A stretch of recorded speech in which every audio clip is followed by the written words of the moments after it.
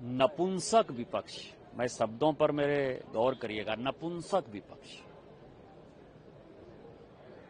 और इग्नोरेंस को एरोगेंट में बदलने वाला लीडर ऑफ प्रोपगंडा, मतलब एलओपी का जो फुल फॉर्म है leader of propaganda, Rajiv Gandhi जो इग्नोरेंट है और इग्नोरेंट को एरोगेंस में बदलकर जिस तरह की बातें कह रहा है, मैंने कभी प्रजातंत्र लोकतंत्र में इस तरह की चीजें नहीं देखी। सवाल चाइना का है, ये पूरे दुनिया को पता है कि चीन हमारा पड़ोसी कभी नहीं था। 3 बफर स्टेट थे, नेपाल, भूटान और तिब्बत। 1950 में तिब्बत को मान्यता दे दिया, जो बचा खुचा था वो पंचशील में 1954-55 में दे दिया। जैसे ही तिब्बत को मान्यता दे दिया चीन के साथ, चीन हमारा पड़ोसी हो गया। और 1962 में चाइना युद्ध में सबको पता है कि 38,000 स्क्वायर किलोमीटर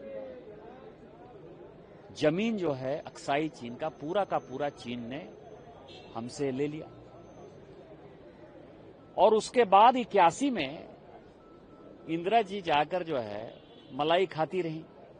और इस बीच में 69 में उन्हीं की सरकार के जो गृह मंत्री हैं विद्याचरण शुक्ला का जवाब 1969 का दिया कि चाइना ने 62 के बाद किस तरह से अपने यहां स्पाई को बैठाया एम्बेसी में, स्पाई किस तरह से पैसे देता था, किस तरह से एजिटेशन करता था और किस तरह से जो है वो टेररिज्म हो, नक्सलिज्म हो, किस तरह से बढ़ाता रहा और अपने मार्केट को भारत में खोलता रहा। इन सारे चीजों का जवाब कौन देगा? राहुल गांधी एक ऐसा विपक्ष का नेता है जिसको कि यदि मैं हिंदी में शब्द यूज करूं तो बिहार के शब्दों में वो बहुत ही घटिया शब्द है।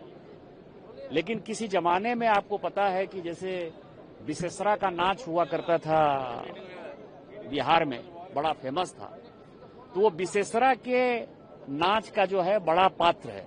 मतलब जो बिहार को जानते हैं वो उस शब्दों को जानते हैं, मैं उसकी घटियापंथी में नहीं जाना चाहता।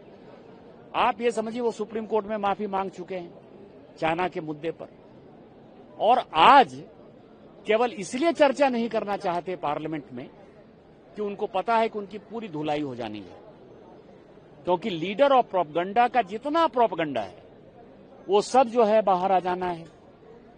और जो इसकी इग्नोरेंस है, जो अज्ञानता है, और अज्ञानता में जो वो एरोगेंट हो गया है, नहीं होता है कि किसी आदमी को समझदारी है तो इसकी मूर्खता जो सामने आ जाती, उसी के बारे में आज मैंने ट्वीट किया। धन्यवाद।